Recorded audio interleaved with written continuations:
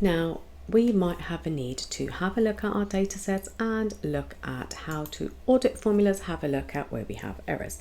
The shortcut to open the debugging and auditing formula is Alt-MH. And if you have a look here, formula auditing, we are just going to have a look at our formulas in our data sets. Let's press H.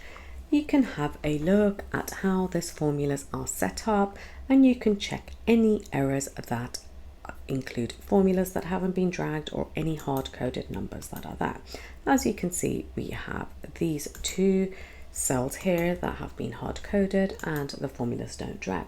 You can easily then drag, which then helps you to make sure you have correct formulas everywhere. If you want to go in and check the errors, you can simply go in and see, and it says there are no errors on the sheet, so that's good news for us. We can also evaluate a formula. Now, we are just going to simply check how this looks. However, if you have a bigger formula, you can easily then spot errors before you move ahead to present your data. Let's go in here, and as you can see, it's E7 times D37. If you go to evaluate, it shows you that this number is 995, and press it once again and it shows you times 5, and that's exactly what we want. So you could have formulas that are up or down or haven't followed the full formula range as you wanted to enter. Let's close this. Now, once again, you might want to have a look at where this formula comes in. So if we just remove the show formulas, we have our data set here, and you are simply on your totals, you don't understand where these cells are kept, then you can simply go on once again to our formula, which is Alt-M, and you can go to P right here, and you can see that this is related to this and gives you the product of this, so whether the sum is a multiplication or anything else. You can also trace the dependence if you want, but you can see that this is not dependent on anything. If you did have dependence, this is what you would be using.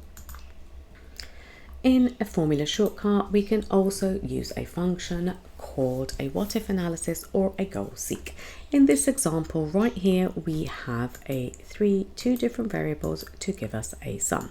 We have a quantity sold, we have a unit price, and we have the total revenue that's calculated by these two fields here. So what we're going to do is we are going to change the final total to 70,000 by changing first the unit price and second the quantity sold. Let's go on to this, and the shortcut is Alt-A-W-G. This opens up goal seek. We are setting cell C61 to a value of 70,000, and we want to change first the unit price. So let's click on to the unit price. This performs a calculation but won't change your original data. Let's press OK, and as you can see, it's giving us a unit price of $70 to be able to make the 70,000. Press OK, and when you do that, you have your data here. Now let's go back and try that again, but this time we're changing the quantity sold. So Alt-A-W-G once again. Now we're setting this to 70,000, and we are going to change the cell of quantity. Let's press OK, and now we can see that we are going to need to sell 1,400 units for the $50 price to make the 70,000. This is another way to be able to have a look at your data and look at your goal in a faster way. Well, let's have a look at how we could simply use a forecasting sheet on data that we have. We have a set of months over here and a revenue of sales data right here. Now we want to have a look at how the forecast could be over the next few months. Let's go to the shortcut Alt-A-F C, and the shortcut brings up a sheet like this, which shows the blue line as your current sales that have been achieved and then projects it into December. So you can change when your forecast wants to end. If we want to end at the end of March, we can have a look at how this works as well. You have a number of different options here: your forecast start, your confidence level, so looking at your sales data, are you projecting something better or worse? So let's type in 100% or 10. Let's do 99, and that shows us a forecast. But if we're unsure, we could also have something like a 50% confidence if we want to close the gap right here. You can also add a seasonality, you can detect it automatically, you can also include timeline ranges values.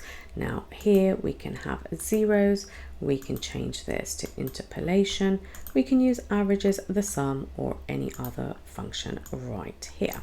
And this is an easy way to be able to see what you can generate in terms of forecast as looked at by Excel. So as you see, you have $1,800 here and your forecast is 1819. It goes all the way down.